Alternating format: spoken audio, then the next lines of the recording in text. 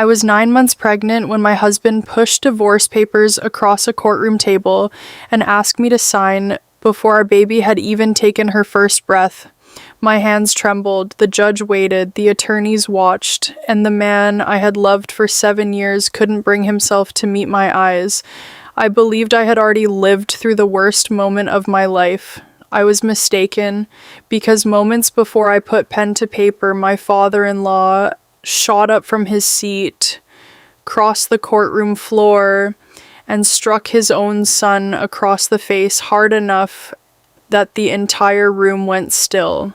Then he raised a finger toward the front of the court and announced, "He's guilty of plenty, but he isn't the one burying the real truth here. My name is Emily Carter. I'm 32, and on the day all this unfolded, I sat 9 months pregnant in a packed courtroom with divorce documents laid out before me. I should have been getting ready to welcome my daughter into the world. Instead, I was getting ready to watch my marriage end." The room felt unnaturally cold, whether from the air conditioning or from the stranger sitting across from me who used to be my husband. I couldn't say. Ryan Carter and I had spent 7 years as a married couple. For most of that time, I thought we had something good. We weren't flawless, no couple is, and we'd butted heads over finances and minor disagreements, but ending up here, weeks before our first baby's due date, was something I never saw coming. 3 months before that day, Ryan had started pulling away. He grew cold and distant.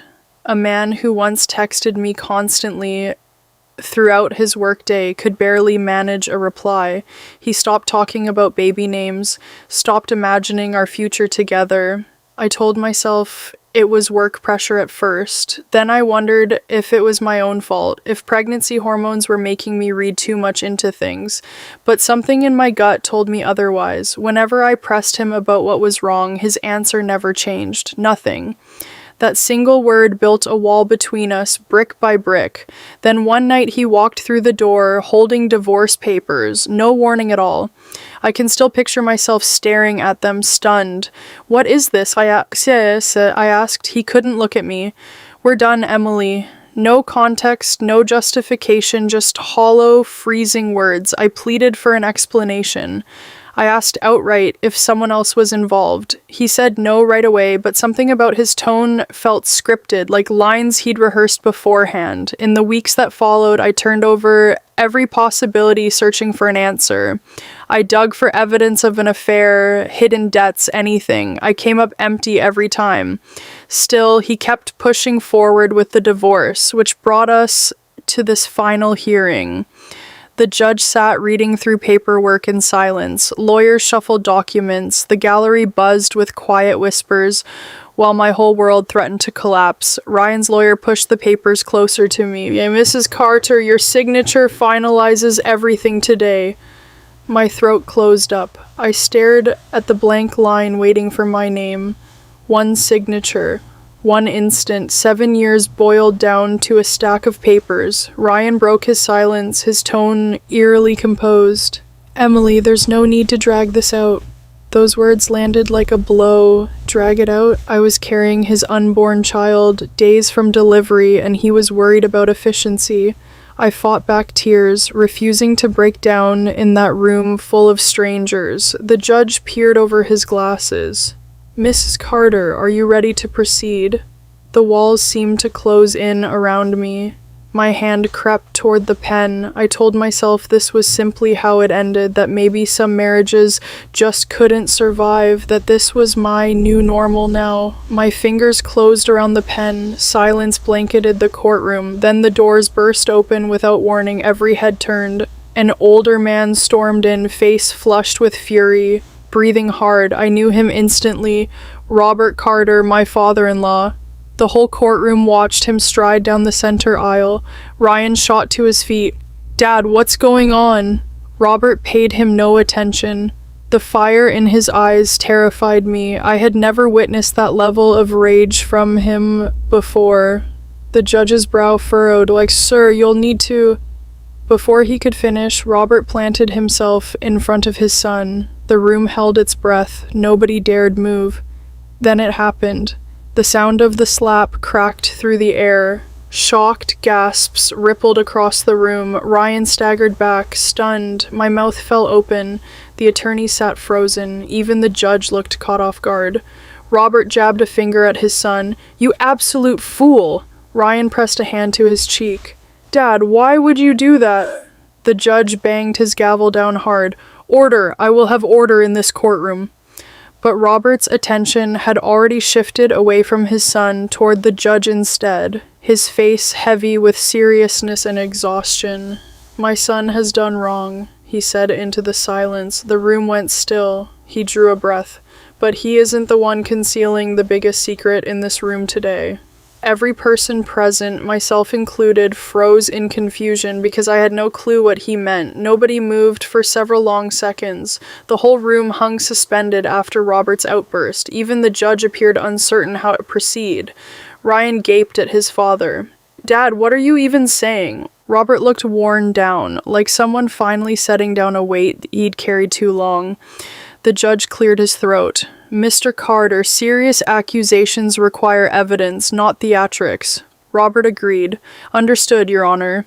He pulled a leather folder from under his arm. "I have the evidence right here." My pulse raced. I glanced toward Ryan. For the first time all day, real fear showed on his face. Robert passed several papers to the bailiff, who delivered them to the bench. Silence swallowed the room again as the judge studied each page, his expression shifting fast. "What exactly am I looking at?" he asked. Robert exhaled slowly. 3 months back, I learned my wife had been quietly tampering with accounts tied to our family's business. Whispers rippled through the gallery. Ryan hung his head. I felt completely adrift. What did any of this have to do with my marriage? Robert kept going.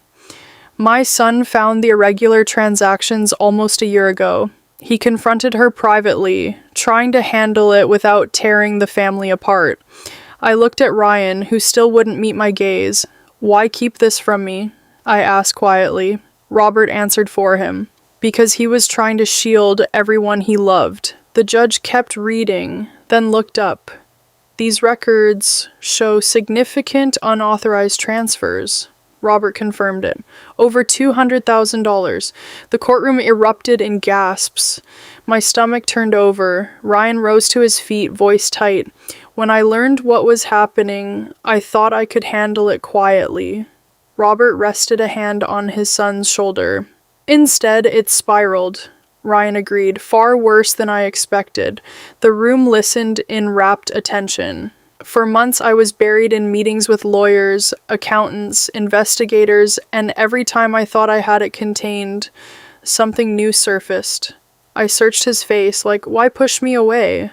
Regret washed over his expression, because I felt ashamed. That answer caught me off guard. Ryan finally looked at me directly the first time in months. "I wanted to keep you from carrying this burden. So you chose divorce instead?" His eyes glistened. "No, I never actually wanted us to split up." The room fell utterly silent. "What?" I breathed. Ryan swallowed hard. "My mother convinced me that going public with the investigation would bury our family in legal trouble and media scrutiny for months." He paused. "She warned me you and our baby would pay the price for it."